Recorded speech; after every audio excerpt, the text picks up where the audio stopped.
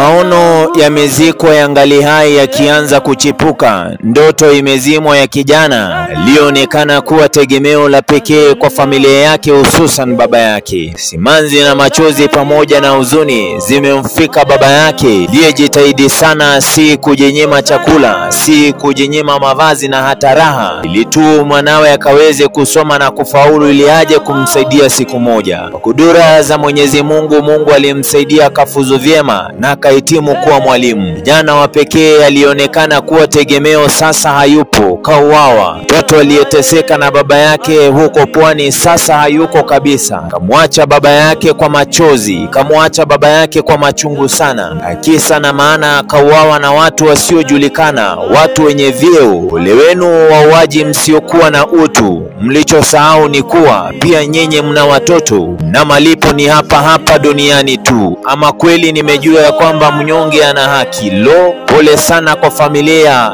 Baba, Mungu akutie nguvu, Mungu akutie moyo, Mungu akaweze kukusaidia hususan kwa wakati huu mgumu. Msikilizaji wangu wa tasnia mzima ya Sauti ya Dhahabu, nisaidie kabisa kumpa pole baba yake, nisaidie kabisa kuipa pole familia yake. Jina langu ni Kelvin Nyakundi, hii ni Sauti ya Dhahabu.